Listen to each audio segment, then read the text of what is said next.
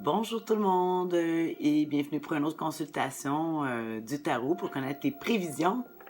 Les prévisions pour cette semaine du lundi le 3 octobre à ce dimanche le 9 octobre.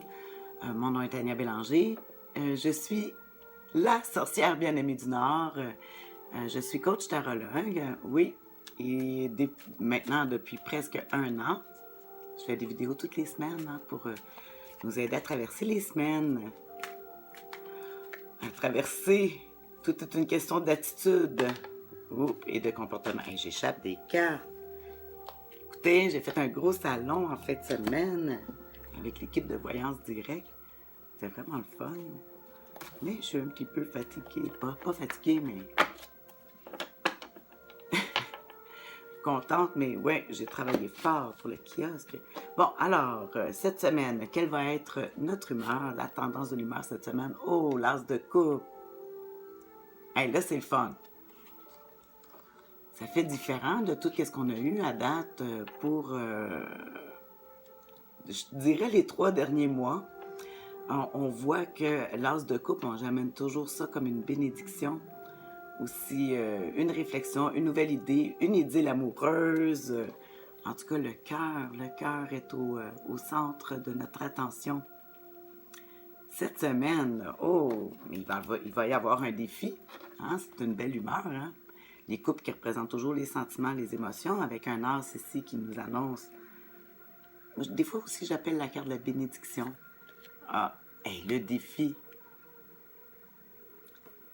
C'est le 5 d'épée. Oh! Hein, je trouve ça contradictoire. On voit ici l'amour, la passion, la bénédiction, puis on voit ici, c'est soit le défi, c'est le retour. Ok, je vais l'amener de la carte la plus douce, le retour aux études.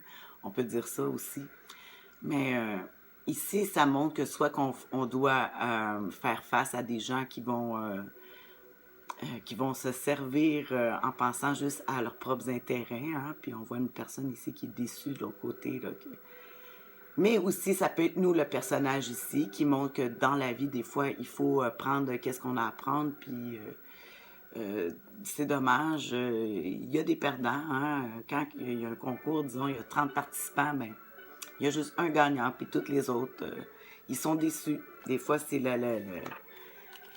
le défi qu'on a à vivre, c'est que quand on a la joie de gagner, de réussir, mais des fois, les autres autour de nous, ils n'ont pas cette même joie. Eux, ils ont une perte. Donc, on va falloir faire face à ça, ou soit le retour aux études, comme je disais. Et l'attitude gagnante cette semaine. Oh, le 2 de denier, j'aime ça. Alors, ça dit qu'il faut jongler, on voit avec deux choses. Alors, moi, ça me fait rire parce que, comme je disais la semaine dernière, je disais que j'allais déménager.